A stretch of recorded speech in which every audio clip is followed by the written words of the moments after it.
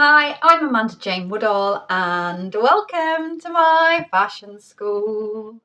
Glitter, puff sleeve party dresses, hairbands and big fringes. These were the accessories for every little 90s wannabe pop star. And as they sang along to Top of the Pops with their microphone, aka hairbrush, they dreamed of being talent scouted and turned into the next big thing. But what if this dream actually turned into a reality? Well, it did for this lady. It's Charlotte Church. Charlotte Church grew up in Cardiff and attended the St Mary's Catholic Primary School, where she first recognised her own singing ability.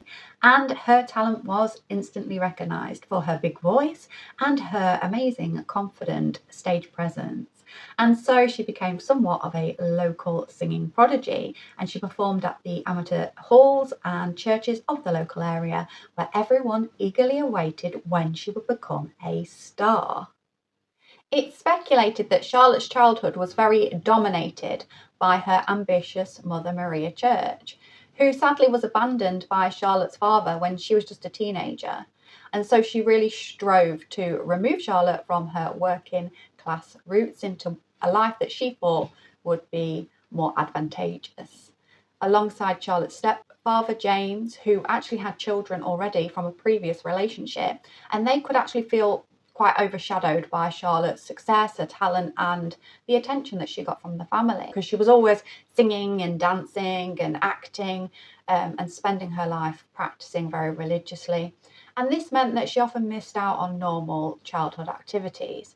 But this effort did pay off, because at just 10 years old, she was featured on the Richard and Judy talent show and appeared on British television. Charlotte went on to leave mainstream school because she got a scholarship to attend the Cathedral School in Cardiff. And this was a very exclusive music school for the best, most elite musicians in the country. But even here, Charlotte did stand out from her peers because she had a very strikingly mature operatic voice for her age, and she had this very natural confidence that a lot of the other children her age hadn't developed yet. Charlotte got her big break when she appeared on the Jonathan Ross Big Talent Show, where she was a guest speaking on behalf of her auntie, who was performing in a cabaret act that night. However, seemingly put on the spot, she started to sing a very powerful rendition of Pierre Zoot, which is a classical song known for its very difficult high notes. And she was naturally gifted in front of the camera. She was so endearing, and she just totally stole the show with her big voice. And this led to industry kind of noticing her, and they labelled her the humble little Welsh girl with the big voice of an angel. Showbiz agent Jonathan Charlotte visited the family in Cardiff to hear Charlotte sing again after the show. And he knew straight away he'd found something really special, because Charlotte had a phenomenal voice. She was really marketable, and she was something completely brand new for the classical industry, a young, fresh talent. And so he knew he had found a star, and he was known to be very ferocious and pushy on behalf of his clients. So he signed Charlotte, he got her a record deal with Sony, he got her £100,000 up front to record a 5-album deal, and she recorded this first album with the Welsh National Opera. Her team cleverly courted the press attention, playing up to this very cutesy little girl image and making sure she's always photographed in white fluffy outfits, being the angel, in bunny slippers, holding teddy bears with a big theatrical smile, really playing up this image to the maximum. And the classical industry actually felt like Charlotte was a bit of a dupe, because they knew that there were better singers in the industry who couldn't get any press attention because they weren't as marketable. And even Charlotte, she really struggled with this quick rise to fame, because she was in interviews on TV, talking to the press all the time, and she was really concerned about how fame was going to affect her family and her life. Charlotte's debut album, Voice of an Angel, sold 750,000 copies by Christmas 1998.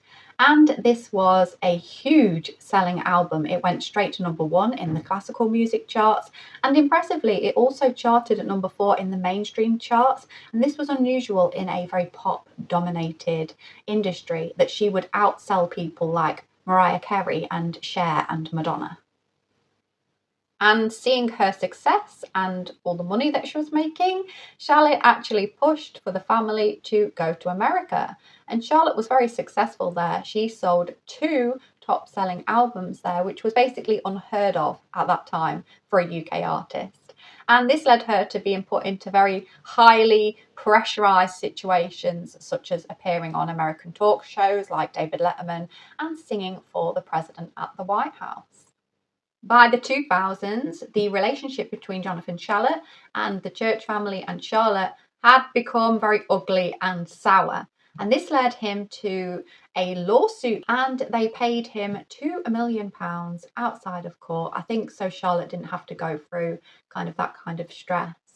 And this can be seen in her autobiography, because originally he was part of it, but due to this lawsuit, she actually wrote him out of her history.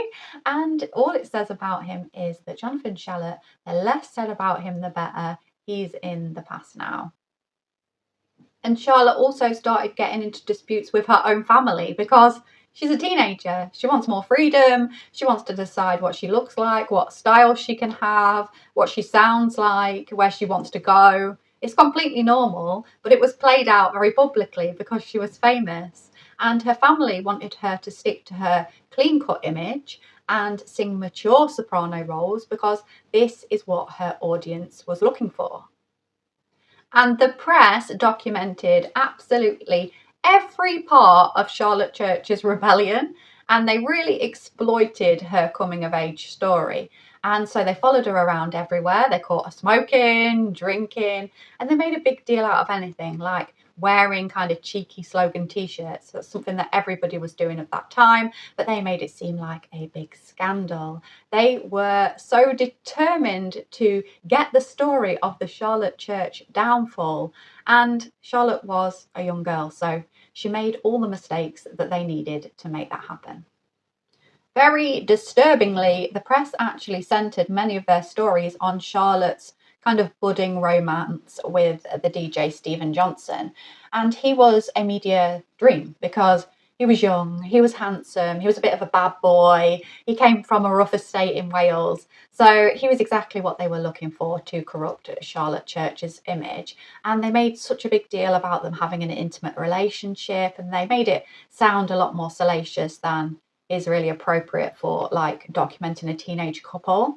And in 2002, Charlotte was in another scandal when she was named as Rear of the Year. And this is an award given to celebrities to advertise jeans, and it's a throwback from the 70s. It's a bit of a bad taste publicity stunt, really. But the thing is, she was 16 years old, so this was highly criticised even then, and it went to the Commissioner of Children in Wales to investigate. And Maria Church was absolutely fuming. She was fuming with this relationship, and she was fuming with Charlotte's behaviour and how it was being documented in the press, because Maria had spent all her life trying to get Charlotte out of this kind of lifestyle. And I think perhaps she was just afraid that Charlotte was going to go down a wrong path, perhaps like she had done when she was a teenage mom. And this is really relatable. It's a completely normal thing between a mother and daughter, but it was played out publicly for the entire British nation. This family feud caused problems for Charlotte's career, because all the fighting, the arguing, the press invasion, and the fact that Charlotte was tired from all the years that she'd been working as a child, she actually started to feel unwell. She started missing her singing engagements and tarnishing her reputation with her fans. And so she decided to leave her mother's house, to move out on her own and try and get some independence. In 2002, Stephen Johnson was approached by the press to sell a story about his relationship with Charlotte, and he denies that he gave them any information at all. However, the newspapers reported that it was actually the other way round, and that he had approached them saying for £50,000 he would share all the intimate details, and they declined. So I don't know who's telling the truth in that story, but it broke down the trust in the relationship, and Charlotte started getting close to her family again, which was probably a really good thing, because then Stephen Johnson was caught with a model in a nightclub cheating. And of course, this was a huge press frenzy. And after this, Charlotte was then linked to absolutely every aristocrat, celebrity, and sports person that existed at the time. So she really couldn't catch a break. At 18 years old, Charlotte Church received her trust fund from all her earnings that she had made as a child star and became one of the wealthiest young people in Britain. Charlotte went on to change her musical direction, and in 2003 she appeared as a guest artist on a dance track called The Opera Song. Then she turned her talents to singer-songwriting, and alongside Gary Barlow and Guy Chambers, she started to record a new album that was far away from her operatic style and moved more into the pop rock genre. She released Tissues and Issues, her album, in 2005, and it was very well received. It had 4 top-selling singles, including Crazy Chick, which reached number 2 in the UK charts. And along with this album came a makeover, of course, and it saw her wearing skimpier outfits, having a bit of an edgier, rocky look. And she cut her hair short into like a shaggy, messy crop that was popular at the time, and wore lots of gold chains. And so she was making it known that she wasn't the little Charlotte Church anymore, and she'd found her own direction and style. And Charlotte admits that at this time she was under constant pressure from the record labels to reveal more and do more scandalous things. But she declined to do that because she didn't want to lose face in front of her grandma, which is really cute. Engaging in a massive promotional push for the album meant Charlotte was very much in high demand again with the media industry, and this saw her on the front of all the teenage magazines. She was in fashion magazines, she was on the covers, TV, interviews, the whole thing again, and this time she wasn't enjoying it.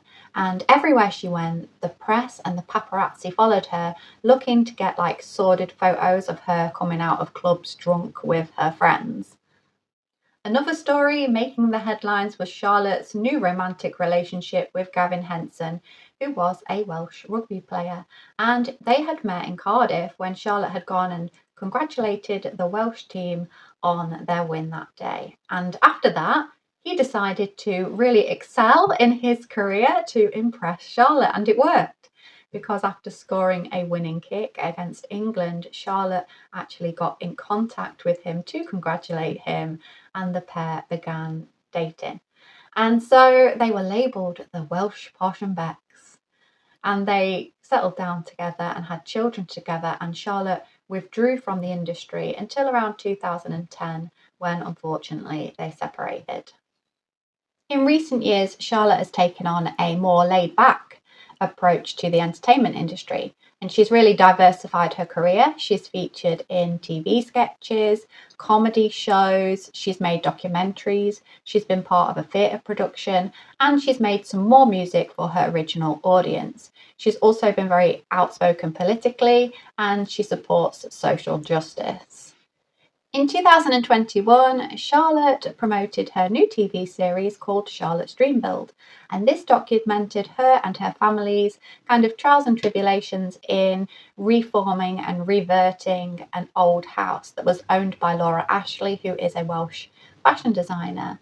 And her idea was to turn it into a luxury wellness retreat. And this is a place where Charlotte says that you can come, you can get back to nature, and she's a practitioner there. So she uses sound and her singing ability to kind of help people with healing and to regulate their nervous systems. Charlotte credits her family with her survival of the child fame game, and in recent years she's managed to shed those industry labels, and now she can just be Charlotte. At just 16, no, lying.